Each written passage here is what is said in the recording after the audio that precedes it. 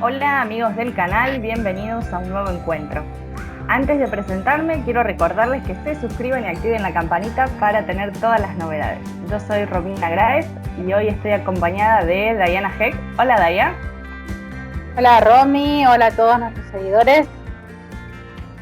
Y en esta oportunidad nos contactamos con Chile. Buen día, Jaime. Hola, ¿cómo están? Saludos acá desde la casa, desde Chile. Contento de que me hayan invitado y de estar acá conversando con ustedes. Bueno, después de estos problemitas técnicos que los demás no se enteraron, pero ya estamos dispuestos a conversar y a compartir este encuentro. Les cuento que Jaime Pereira es psiquiatra infanto-juvenil, doctor en neurociencias, asociado al Departamento de Psiquiatría de la Universidad Católica de Chile, director de PK Asesorías, y hoy nos invita a conversar sobre farmacología y comorbilidad dentro del espectro del autismo. Tema amplio, Jaime, ¿no?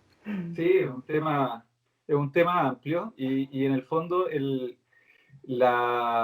título también es un poco para llamar y a muchos les produce cosas en el interior, en el tema de la farmacología y los chicos o los adultos dentro del espectro del autismo. Y quizás partir con ese punto, que es un punto bien importante, que estar dentro del espectro no es sinónimo de tener fármacos, digamos, para partir con ese marco conceptual. Por eso es como el subtítulo o la segunda parte que hablar de comorbilidad. Porque igual la verdad es y la realidad es que mucho de nuestros chicos o adultos o jóvenes que están, tanto hombres como mujeres que están dentro del espectro, está asociado a mucho uso de fármacos, digamos. Y si bien muchas veces es necesario, es útil, también es bueno dar el mensaje que estar dentro del espectro no es sinónimo de usar fármacos, ¿no? Y se da solamente en algunas circunstancias en particular. También está bueno saber que el uso o no de fármacos no es para la cura del autismo. Bueno, eso es lo que lleva implícito lo que estoy tratando de decir, digamos. Tú por estar dentro del espectro, por tener un trastorno del espectro autista, que esos son otros temas también que podemos conversar, de por qué hablamos de trastorno, hablamos de condición, pero en el fondo yo por ser una persona que estoy definida dentro del espectro del autismo, no necesariamente requiero fármacos, digamos, es una condición que nos acompaña de vida, que quizás se va a expresar de distintas maneras tal como cualquier persona se expresa de distintas maneras a través del desarrollo, digamos, en la niñez, en la adultez, asociado a distintos tipos de desafíos, distintos tipos de oportunidades y de desafíos que van a tener que ver con la edad y van a tener que ver también con el ambiente. Y en ese sentido, por eso el título de comorbilidad, eh, son personas que están expuestas a mucho estrés, digamos, a mucho estrés desde la infancia, mucho estrés durante el desarrollo y que quizás pueden adquirir más herramientas si es que se hace una evaluación y un diagnóstico como integral especializado en primera infancia para dar más herramientas hacia la adultez y así, entre comillas, prevenir la aparición de ciertas comorbilidades de salud mental como depresión, ansiedad, que generalmente acompañan muchas veces a estas personas, pero en relación a sus desafíos frente al ambiente, digamos. Claro. Entonces, una de las principales como prevención de uso de fármacos, en ese sentido, porque ocupamos fármacos quizás muchas veces para los síntomas de ansiedad, ocupamos fármacos muchas veces para los síntomas de depresión y bueno, y también cuando hay comorbilidad con déficit atencional. Pero hay mucha sintomatología asociada que tiene relación al ambiente. Entonces, pesquisar, conocer a esta persona en su individualidad, desde edades tempranas y para eso muchas veces ayuda el diagnóstico especializado, ayuda a que generen mayores herramientas y también que ahí hay como un cambio de paradigma de hacer también cambios ambientales, de ponernos en el lugar del otro, sea quien sea, y poder hacer las modificaciones que podamos hacer como una prevención de uso de fármacos, ya que estamos hablando de fármacos, no, quizás nunca lo había planteado así, pero a manera de una prevención, digamos.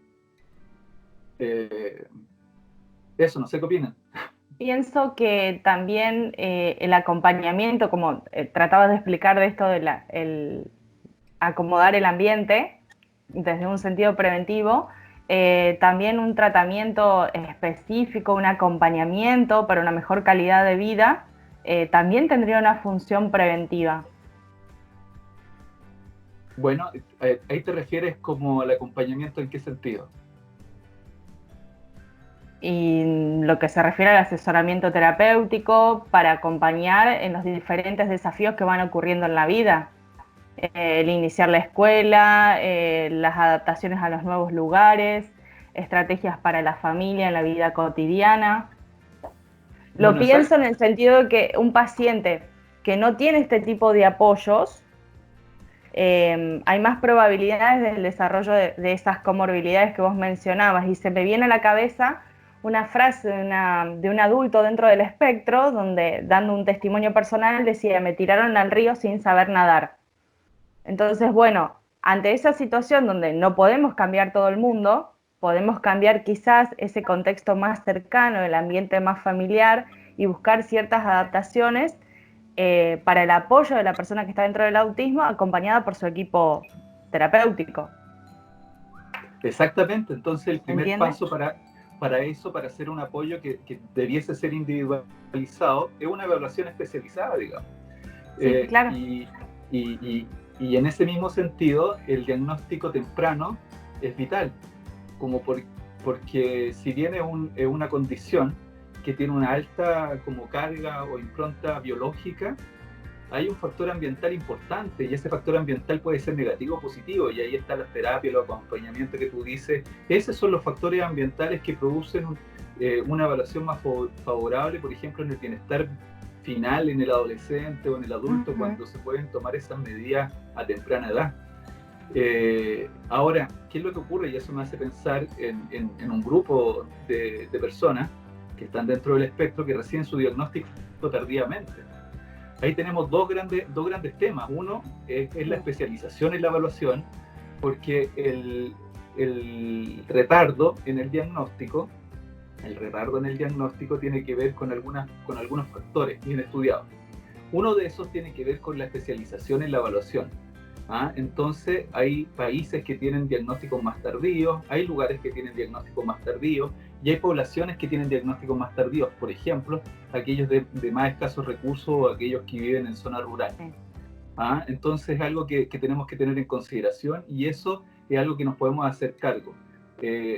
Ayudar a que más gente se forme, a que haya más concientización, a que la gente sepa más de qué estamos hablando cuando hablamos del espectro del autismo, y que no es de ese autismo clásico que uno puede ver en YouTube, sino que Juanito, Pedrito también puede estar dentro del espectro y puede estar viviendo estas dificultades desde dentro, digamos, sin que necesariamente se noten tanto desde fuera. Y ahí estoy pensando también en algunos factores que son más intrínsecos de la persona y no necesariamente del ambiente y de la educación en cuanto a la pesquisa, sino que tiene que ver con estas personas, mujeres y hombres, en que tienen un desarrollo dentro de la normalidad, por decirlo, un desarrollo típico, en cuanto a que adquirieron quizás lenguaje, tienen un lenguaje fluido y no tienen mayores dificultades cognitivas. Estos chicos que hablamos de, entre comillas, de alto funcionamiento, que quizás a muchos no nos gusta utilizar mucho el término de alto o bajo funcionamiento. Se camuflan más fácil. Pero son aquellos que tienen lenguaje y que no tuvieron historia de retraso en el desarrollo, porque muchas veces la historia de retraso en el lenguaje o la historia de retraso para caminar hace que los chicos lleguen a evaluación antes, digamos. Pero hay chicos que no tienen esta historia de retraso y que muchas veces se hace el diagnóstico ahora, por suerte, en edad escolar. Pero hay muchos adultos que están en búsqueda de su diagnóstico y a uno le toca ver madres, porque generalmente es un perfil que es un poco diferente que el de mujeres, ¿cierto? Que las mujeres generalmente son más sociales y están más preocupadas de sociabilizar y de desarrollar estas herramientas, y las mujeres dentro del espectro también tienen esas características, entonces finalmente están más enmascaradas, más cubiertas, pero viviendo todas estas dificultades sociales o temas sensoriales en su intimidad, digamos. Entonces asociado a mucha sintomatología ansiosa o depresiva. Entonces también tenemos que ver este otro subgrupo que tiene un diagnóstico más tardío y que finalmente no puede acceder a todas estas terapias de apoyo en primera infancia, y que es necesario darle estos apoyos posteriormente.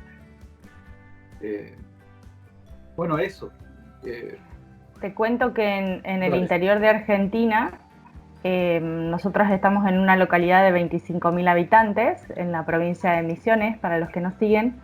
Eh, Recibimos pacientes para evaluación diagnóstica en edad escolar.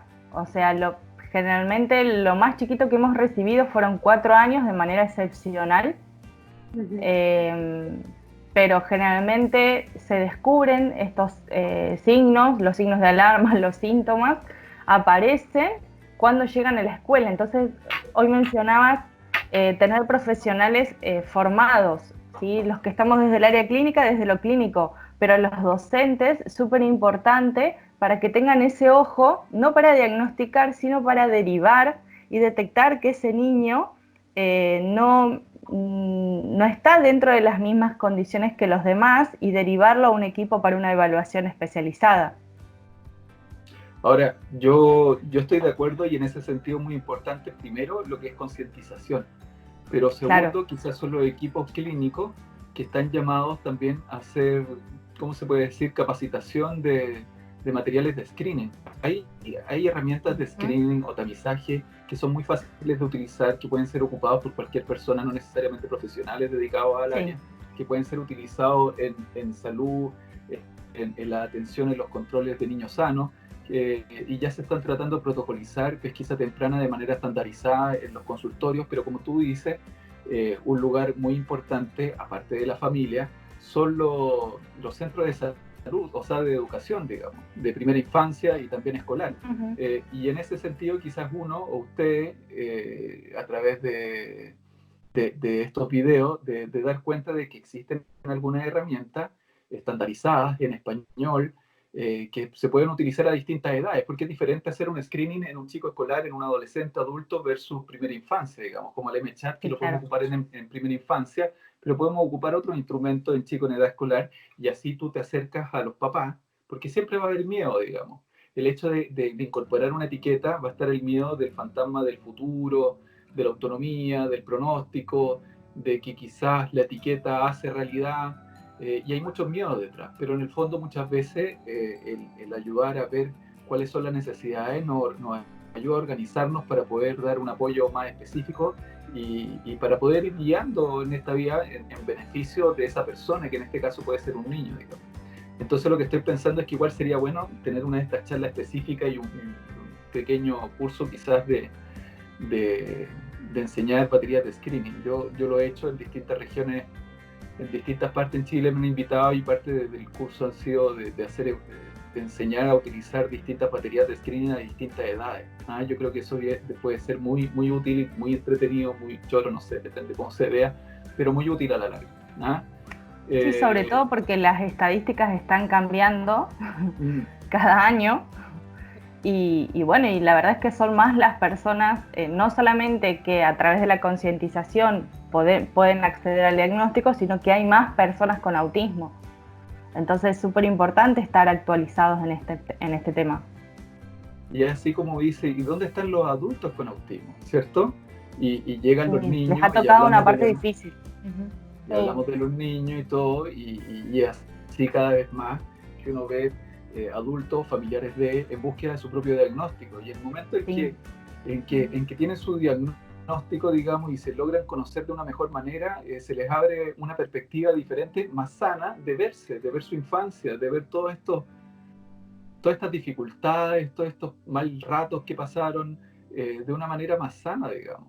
Y se abre el mundo de quererse más. Porque parte del bienestar no es solamente evitar la comorbilidad, de evitar la patología, por decirlo, la depresión o distintas cosas. Parte del bienestar también es quererse y ser parte. Y como decíamos, hay distintos desafíos, y son diferentes los desafíos en preescolar que los desafíos en escolar, adolescente, el tema del bullying, la relación social, mucha comorbilidad también del desarrollo en relación al aprendizaje, en relación al tema motriz, y en adultos pueden ser adultos con un buen CI elevado, con altas habilidades cognitivas, bien preciso en el detalle, buscando la profundidad del tema, que han estudiado un magíster, que pudieran tener un magíster, pero que tienen grandes dificultades para encontrar trabajo, digamos, y que fallan como en las habilidades blandas. Y en ese sentido, ahí tenemos un espacio importante de trabajo también. Entonces, bueno, todo este paréntesis en relación a los fármacos.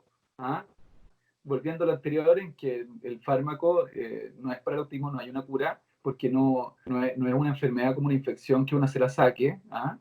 Es algo que nos acompaña, es parte de uno, va a tener sus diferentes formas de expresarse en distintas edades, pero como decía, hay una mujer dentro del espectro, bueno, y cada uno se define como quiere, uno puede decir, yo tengo, yo soy, pero decía, a mí me define, no es que, porque a mí, yo voy a tomar sus palabras, y decía, no me digan que no me define el autismo, que yo soy más que el autismo, si el autismo es parte de mí, digamos, este soy yo, digamos, con mis defectos y con mis virtudes. Y en ese sentido, el conocerse y quererse, valorar las cosas positivas que puede tener también, nos va a ayudar. Bueno, sí, eso. Se resignifica la identidad. Sí, claro.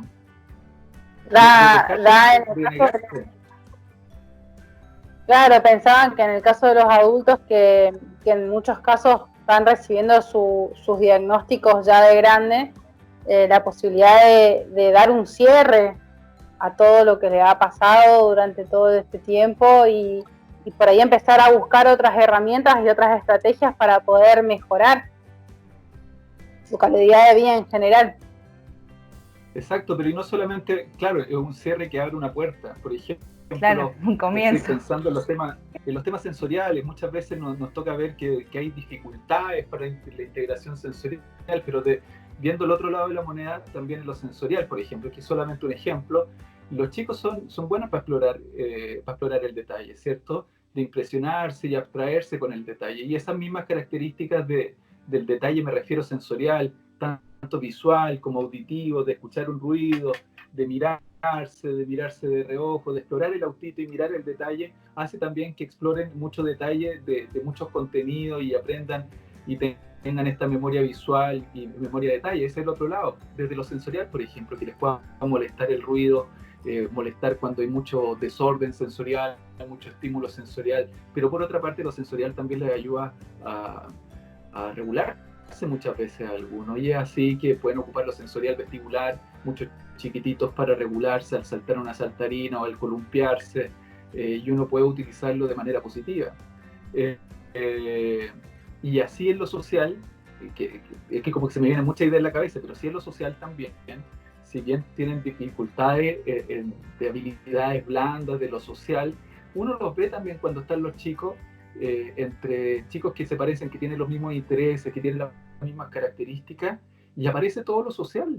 Entonces, cuando buscan y encuentran un grupo en que se parecen y están a gusto, como que aparecen todas esas habilidades sociales y los chicos lo logran pasar bien. Entonces, ahora, más que solamente enseñar habilidades sociales, también estamos en ayudarles a encontrar su grupo de pertenencia. Y ya que tengan 3 amigos, ya estamos bien. Si tampoco es que, porque igual también esta sociedad está, no sé si decirlo, pero quizás está sobrevalorado lo social. O sea, igual darle la oportunidad de que tengan 3 amigos ya está bien, digamos. Si con esos 3 chicos se siente a gusto y cuando se juntan se ve que lo pasa bien y se divierte, está bien.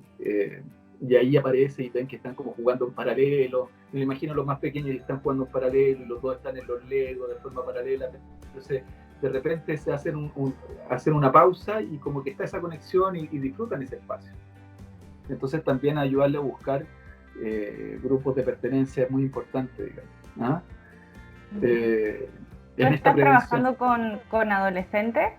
Yo trabajo con niños pequeños, con preescolares, escolares y adolescentes, y ahora a la fuerza como que me están llegando adultos jóvenes, porque familiares y uno trata de pero no hay mucho, no sé, a veces a uno le toca también trabajar con la familia, eso uno lo hace de regla, pero también le toca trabajar a veces con la mamá de forma individual. Estoy como, antes me negaba un poco, pero como que he visto que ha sido positivo para todos finalmente, porque no hay muchos recursos, y y uno tiene un par de colegas quizás en adulto, pero no mucho tampoco. ¿Ah? Sí, también tienen que entender o trabajar dentro de la temática del autismo para entender a esa mamá. O sea, el diagnóstico diferencial también. Hay muchos chicos que a uno le toca ver que pasaron por esquizofrenia, no sé, Claro. o por TOC. Bueno, hay distintas cosas, digamos. Entonces hay que tener esa sensibilidad, como dices tú. Bueno, en cuanto al uso de fármacos, ¿ah? Eso es lo que el estaba uso, por comentar. bueno, es que esa es la introducción, yo creo. Yo creo que está muy bien como para que se entienda dónde estamos parados, digamos.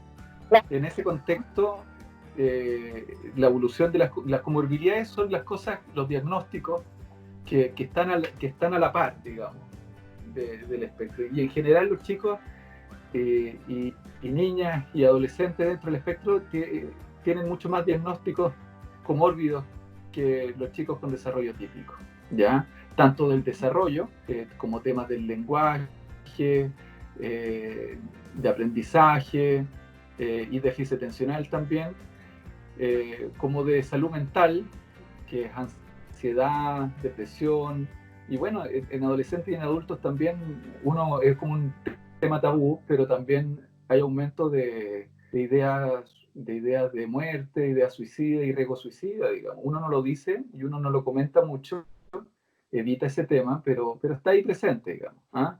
Y bueno, también hay otros diagnósticos. Los diagnósticos médicos también son más comunes en estos chicos, sobre todo los gastrointestinales, problemas gastrointestinales o inmunológicos con alergia y la epilepsia, que se da con alta frecuencia, teniendo como unos pics en los niños más pequeños, pero después en la adolescencia temprana aparece otro pic y se da con mayor frecuencia en los chicos dentro del espectro que en chicos con desarrollo típico también. Entonces también es un tema a buscar. Y ahora, un paréntesis, el perfil de las comorbilidades tampoco es parejo para todos los chicos. Las comorbilidades, por ejemplo, las comorbilidades de síndromes genéticos, que también es otro paréntesis gigante.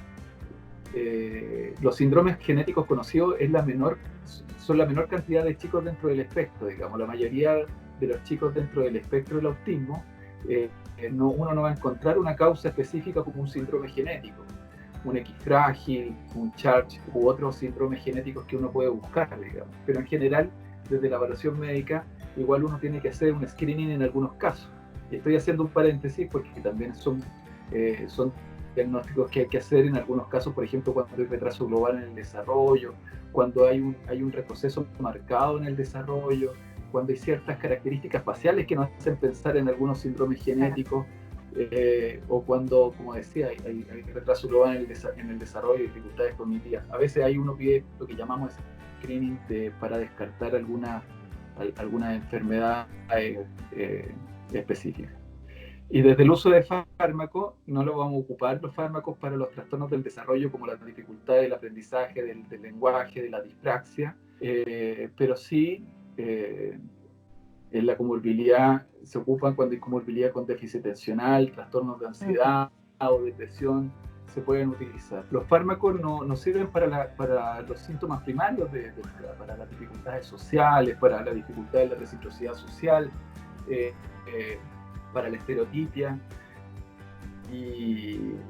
Pero sí, cuando un chico, por ejemplo, tiene un diagnóstico comórbido de déficit atencional, que antes para el DSM-4 no se hacía el diagnóstico comórbido del déficit atencional, pero igual le dejábamos a los mayores de 5 o 6 años, le dejamos metilfenidato, esto que es Ritalina, Radix, no sé cómo, Nevapur, no sé qué nombres tendrán en Argentina, pero le dejamos fármacos. Sí, los conocemos por nuestros pacientes.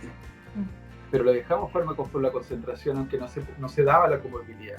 Pero ahora hacemos diagnóstico con comorbilidad, nos sinceramos y damos tratamiento para la concentración, la planificación, que un gran grupo de estos pacientes, de estos chicos y mujeres, tienen dificultades en la planificación, en la organización, en la regulación emocional, en postergar un poco la gratificación, que son síntomas de déficit atencional.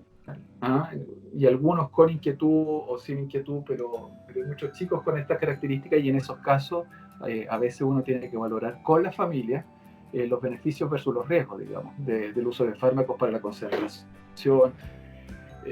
Y eso es un tema, porque en los más pequeños, oye, puedo hablar mucho rato, pero bueno, me interrumpen cualquier cosa, pero que los más pequeños, los menores de 5 años, los fármacos para la concentración no tienen mucho potencial efecto adverso, digamos, entonces lo evitamos y generalmente ahí terminamos con el Risperdal, la risperidona, los fármacos antipsicóticos, que tienen mucho efecto adverso en sedación y los pueden dejar embotados, dopados, como dicen los familiares. Eso los pensaba chicos, que, bueno, yo hace 12 años que hago clínica y ¿Ya? pensaba cómo ha cambiado en este tiempo, cómo ha evolucionado favorablemente la farmacología, porque en aquellas épocas cuando me recibí era re común escuchar el temor de los papás de va a estar sedado todo el día, va a estar dopado, estos términos que vos decías, y hoy desde la clínica vemos realmente cómo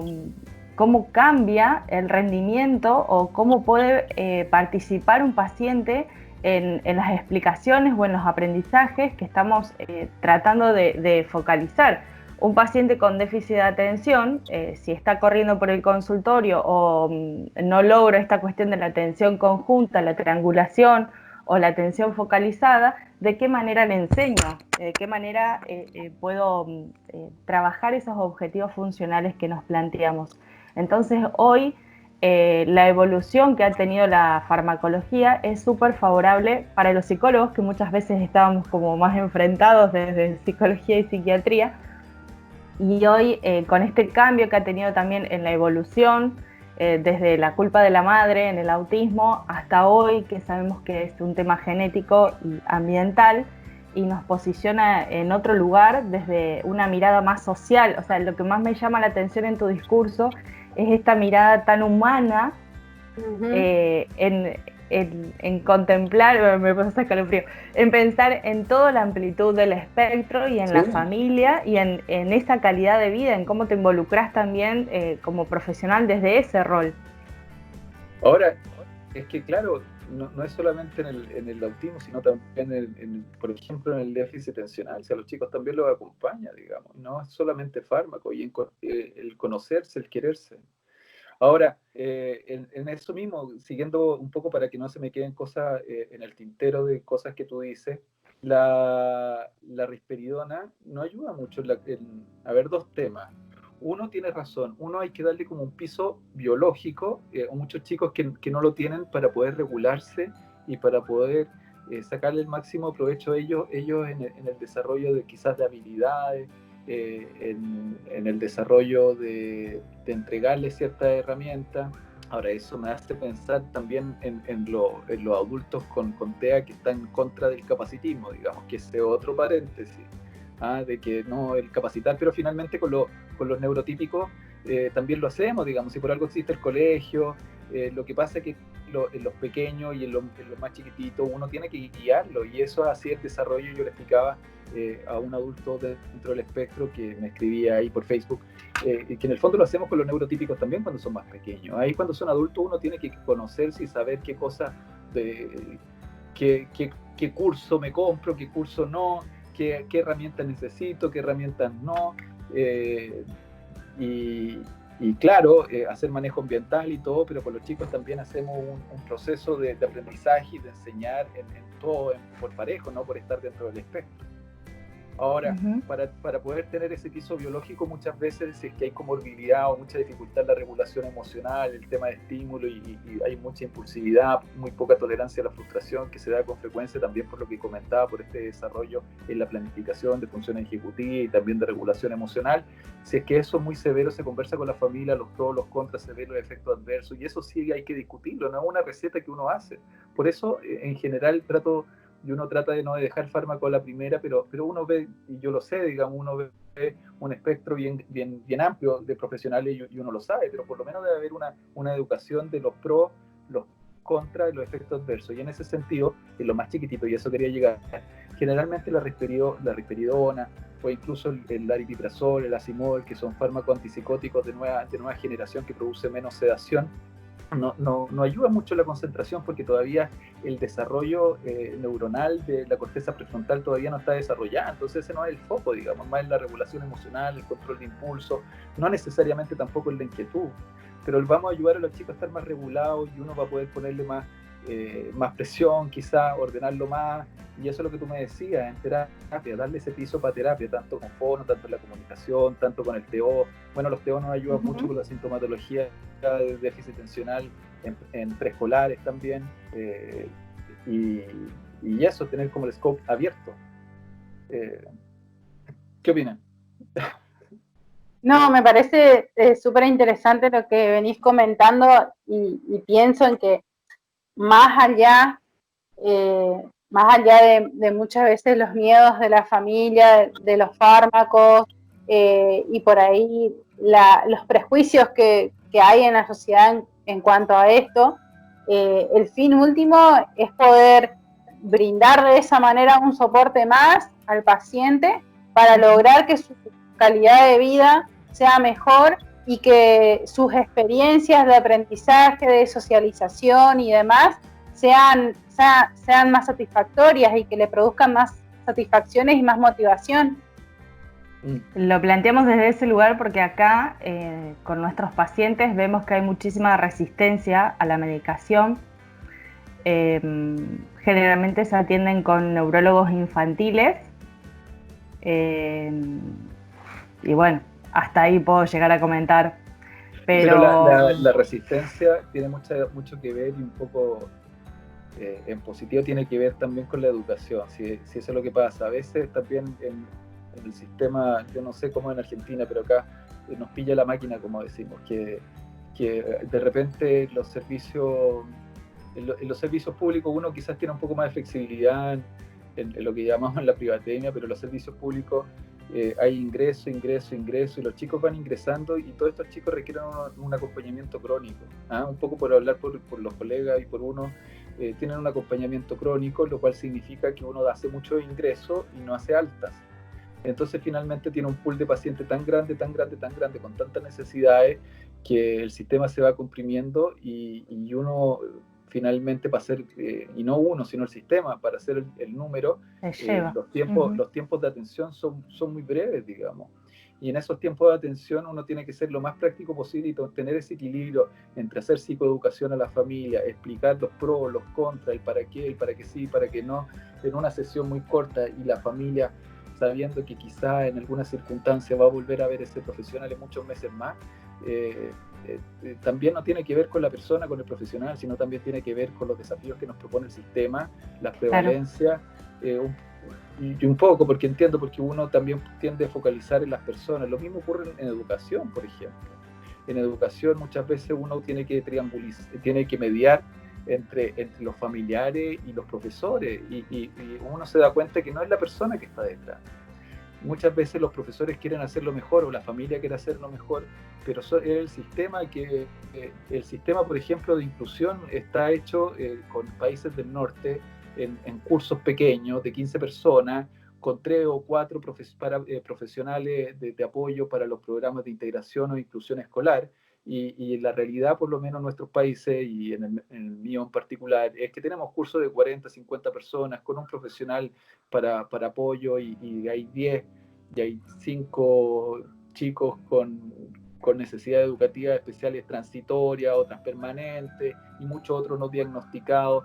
Y esto es mucho peor en el caso del sistema educacional chileno, en que hay una segregación súper alta, en que los colegios privados pueden decir no, yo no lo acepto por distintas razones, encubrirlo con distintas características, y finalmente va decantando todo en la escuela municipal y se va haciendo mayor segregación, porque ahí en la escuela municipal no hay posibilidad de segregar, y claro, la prevalencia en esa sala es mucho más alto de chicos con necesidad educativa especial.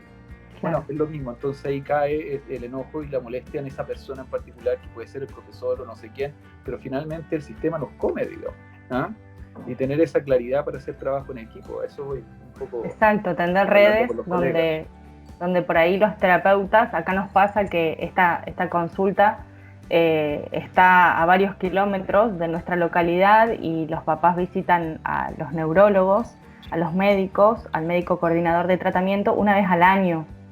Y Claro, afectados claro. por estos tiempos que vos planteabas, ¿no? Excelentes profesionales, pero que atienden a toda la provincia. Entonces eso nos lleva a un montón de limitaciones de este tipo. Y me parece súper importante lo que comentabas de tender redes, porque en realidad somos los terapeutas los que estamos todos los días con la familia. Entonces, que nosotros, sin manejar la medicación, podamos hacer ese apoyo social y ese acompañamiento en para qué sirve y cómo va cambiando la calidad de vida y ser el nexo con el médico. Mm. Sí, claro. Entonces a uno le toca darse ese tiempo y muchas veces esos miedos tienen que ver con temas de psicoeducación, para qué, cuáles son los riesgos, por cuánto tiempo, eso malo, cuál es el beneficio, y bueno, hay que estar informados también. Bueno, eso. En adulto un poco, no sé cómo estamos del tiempo, para ver si es que abro tema o cierro tema. No, seguimos un cachito más con adultos, dale, que es lo que te engancha. No, a mí me enganchan los pequeños y me Sí, gusta bueno, mucho psiquiatra trabajar con infanto juvenil, preescolares pero me gusta mucho con adolescentes. Yo solamente lo digo desde mi estructura mental en que estábamos hablando de pequeños y ahora me pasaba un poco a los más grandes, digamos. Un poco que sí, pero estaba también siguiendo como una planteabas que es lo estructura. que te ha interrogado en el último tiempo han sido los adultos, entonces bueno, como que queda ahí eso en el tintero. Sí, yo creo que ha sido circunstancial, como decía, hay una necesidad no cubierta finalmente. ¿Ah? Mm. Claro. Pero lo que voy, que en los adolescentes, en escolares, finalmente el desarrollo, y por ahí tenía unas diapositivas bien bonitas que ahora estoy desde el teléfono, cuesta compartir, pero en el fondo hay distintos subgrupos de chicos, y un poco lo que comentaba es que están los temas del desarrollo, está el tema del déficit atencional, pero también en el desarrollo, finalmente, frente a todo este viaje que van teniendo, van apareciendo otro tipo de sintomatología y está muy asociado a síntomas de ansiedad y depresión, y ahí en general el manejo también es ambiental, visualizar y ver que, por ejemplo, cuando un chico empieza con aumento de estereotipia, empieza a moverse más, empieza a tener un interés restringido mucho más intenso, se aísla más incluso para ser él, conversa menos, se ve menos espontáneo, tener en consideración que no es el TEA, digamos, sino que son estresores ambientales que hay que definir qué está pasando, qué pasa en la casa, qué pasa en el colegio, qué le pasa a él. ¿Qué le pasa a él en este proceso de desarrollo? ¿Qué le pasó? ¿Qué problema tuvo? ¿O qué lo está estresando? Y ahí los factores son muy parecidos también con el resto de los chicos, niños, adolescentes, dependiendo de la edad, adulto, el tema laboral, quizás. Claro. Muchos de estas personas terminan viviendo con los padres toda la vida, digamos, y esa es la típica pregunta, ¿para dónde va? El tema de la autonomía. Y reconocer esos síntomas de ansiedad, porque también son personas que muchas veces les cuesta también reconocer sus propias emociones. Entonces, el poder dar cuenta de esa sintomatología y decir, esto no es del TEA, sino porque está estresado y el estrés crónico nos puede llevar a depre.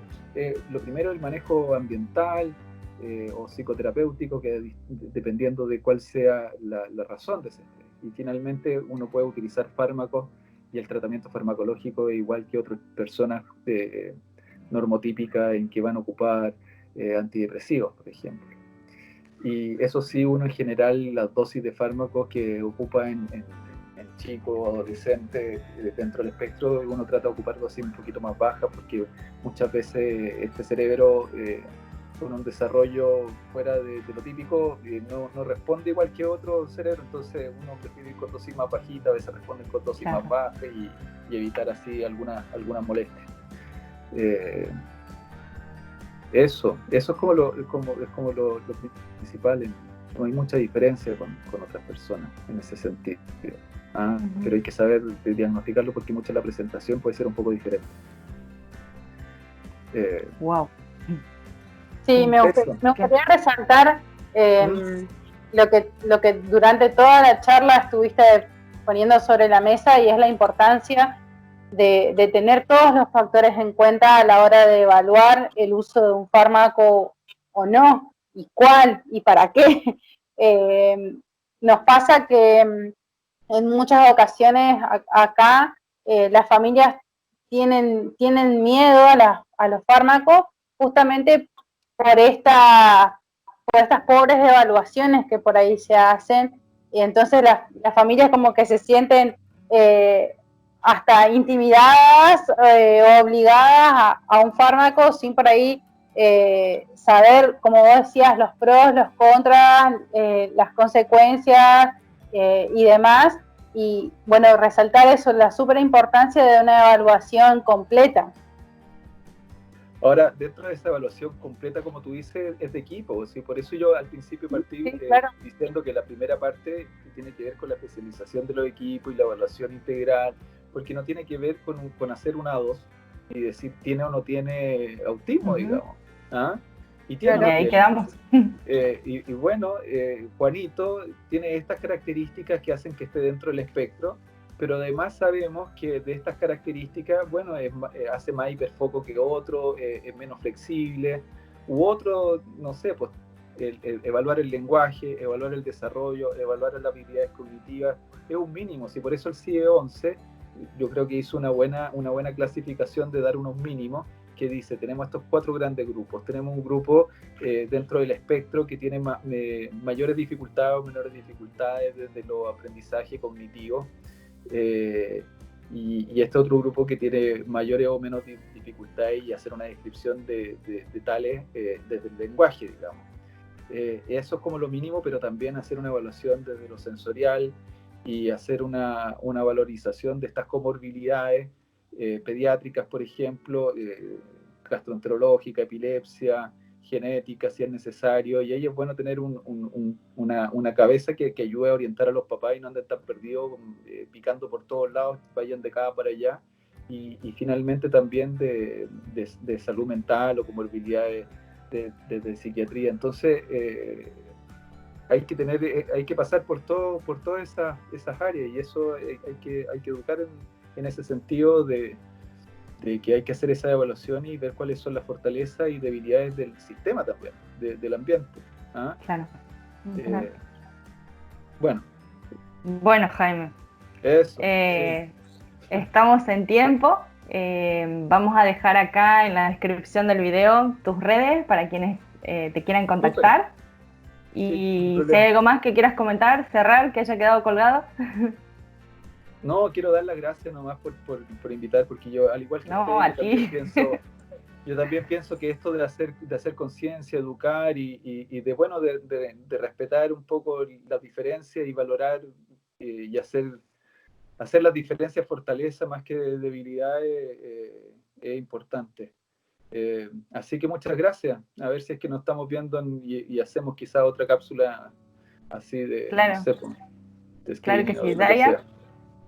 Agradecerle a Jaime por su tiempo, por compartirnos toda esta información que para muchos es nueva y va a ser necesario un tiempo para procesar todo esto.